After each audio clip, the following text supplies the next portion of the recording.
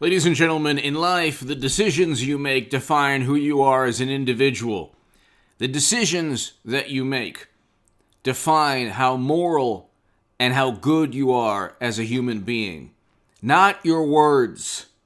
You can say that you love somebody and then mistreat that person.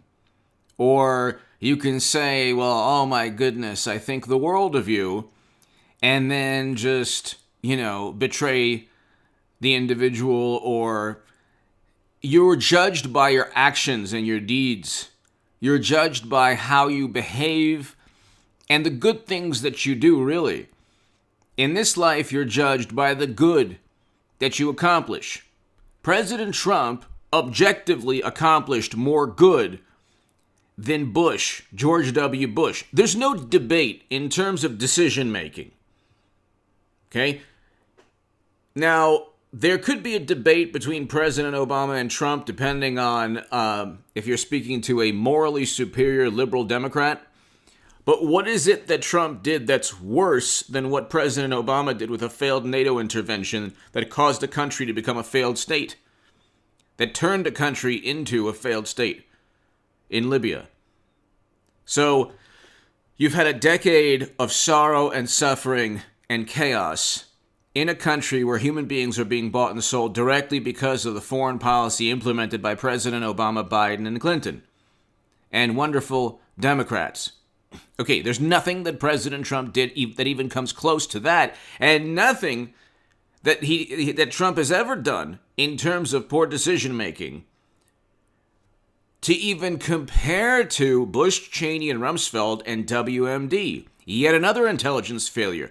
God bless the Vietnam veterans of this country. God bless the Vietnamese American community of this country. Do you remember this country? Do you remember the lessons learned if you were living in the 60s or the 70s? Do you remember the lessons learned from Vietnam? That we should never get into a counterinsurgency conflict. So like I said, God bless the Vietnam veterans. It was Vietnam Veterans Day. God bless the Vietnamese American community throughout the country. And Vietnam veterans know. They learned the lessons. We learned lessons that we should never have repeated. But Bush, Cheney, and Rumsfeld repeated them.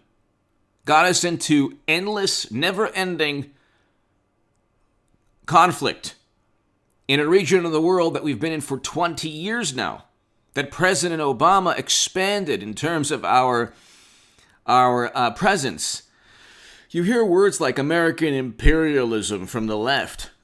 A great many of the people who talk about American imperialism will never state the following: bring Americans home to their families, their loved ones. They'll never say that. That's what drives me. That's why I voted for President Trump on May 1st, 2021.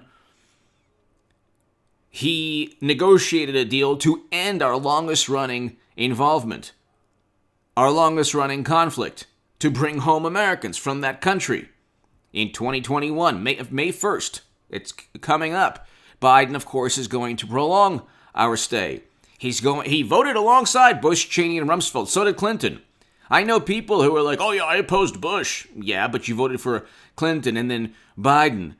You're a hypocrite. They don't, look, it's not about, I try not to condemn or judge others, even though you might say, oh, well, of course you're judging Democrats. Like, no, I'm looking at things from just a purely political perspective. I'm not saying, very rarely do I say they're immoral. Democrats love to say Trump is immoral. He's cruel. Worse is taking place right now in the Southern Geographic region, or just the same chaos. There's even more human beings packed into facilities that AOC referred to in a manner I'm not going to even repeat. Yad Vashem in Jerusalem had to refute AOC's revisionist history. Notice how AOC and others, there's no outrage when it's Biden, because they're all hypocrites. Most of them. Most of the Democrats in Congress are absolute hypocrites. Hit subscribe to this channel right now. Tell your friends about this channel. You can go to hagoodman.com and read my writing in The Hill, The Huffington Post Salon, The Jerusalem Post, The Federalist, The Daily Caller, other publications. You can see my debates. If you want to support my voice long term, my Patreon is below. It's also on hagoodman.com. Ladies and gentlemen, why am I bringing this up? There's this new thing now, which it's been pretty much taking place for a while. It's George W. Bush versus Donald Trump's GOP. No, it's not. This is it seems like a very good person, Chris Zeliza of CNN, I believe is of the Washington Post. George W. Bush has been a consistent Republican voice against the divisive politics of Donald Trump. The Bush Republicans ran on a marriage amendment in 2004, pushed by Karl Rove and many people associated with the Lincoln Project. And you can't get more divisive than a marriage amendment to the Constitution preventing human beings from getting married. Okay? Then the worst mistake since Vietnam was Bush, Cheney, and Rumsfeld's foreign policy, predicated upon yet another intelligence failure. So you had the Gulf of Tonkin, which was an intelligence failure, catastrophic, devastating intelligence failure. Okay? Over 58,000 Americans should be alive today. That was yet another wonderful intelligence community report that didn't pertain to reality or assessment or analysis. The Gulf of Tonkin was a catastrophic intelligence fail. Then you fast forward to Bush, Cheney, and Rumsfeld's foreign policy that was predicated upon yet even more failed intelligence reports. Bush got us into, I'm not even going to get into the stock market collapse.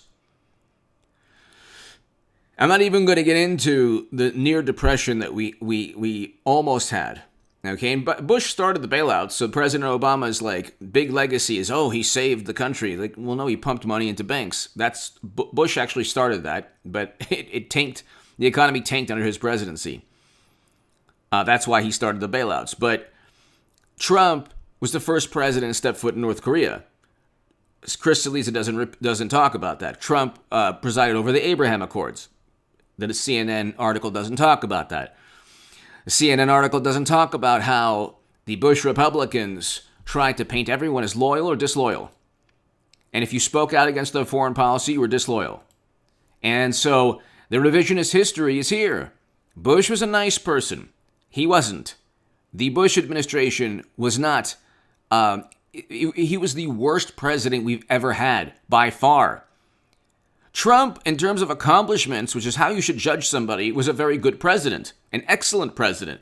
He had more accomplishments than President Obama. I want to know, the long-term Flint, Standing Rock, Libya, arms deal, secret arms deals, which was another failed regime change with Assad that Trump ended. And that the Washington Post said that's what Russia wants. Russia wants you to end the... So the populist message or the populist policies that President Trump espoused, actually, it wasn't isolationism. And you're not a totalitarian if you sign prison reform legislation and remove your military from regions of the world. That's not isolationism. That's just common sense. That's logic and reason and wisdom. But President Trump's persona is what they obsessed over. His persona, when we had record low unemployment, they never gave him credit. They never gave him credit for anything, being the first president to step foot in North Korea. The day he was inaugurated, Madonna, look up what Madonna said. I can't even bring it up. It's against YouTube policies. The second he was president, they never treated him like a president. And the divisive politics started from the Democratic Party because they had to save face. They were scorned. They couldn't, and then they painted him into this totalitarian, this authoritarian, and they were the ones who had the intelligence agents on their side. They were the ones who had media. How many despots do you know that are set up and framed by their own intelligence agencies? You had every day a media meltdown. Every single day, like everything was sensationalized. And then Trump, yes, fed them with the Twitter profile, but again, there was no nuance, no context. If Democrats made the most outlandish statements on Twitter, nuance and context were demanded because, my goodness, they're in the public eye and sphere, and there's a bunch of deranged people out there. Of course, all the scorn and contempt leveled at Trump, they never took the same type of consideration. They never gave Trump a moment's rest. He never stated that the 1930s and 1940s Germans that day, that fateful day, were fine people. In the C-SPAN quote, it states, I condemn them 3 different times. They should be condemned. He was talking about conservatives who wanted to keep statues up. Go to the C-SPAN quote. Any journalist that said that he meant to praise people is just lying. That they haven't actually seen the clip or heard the clip or read the transcript. Just like the Washington Post fabricated quotes the other day. And a transcript that they didn't even read. What kind of journalist just listens to a source pertaining to a transcript that they haven't even read? So, I mean, you've had endless, at least 10 or 12, about 13 or 14 major stories that had to be retracted in the past 4 years. About 13. They said he worked with Russia. He never worked with Russia. They said he pressured the Ukrainian president, and now we know that Hunter's getting investigated. So why did they even impeach him? They said he caused a tragedy in January.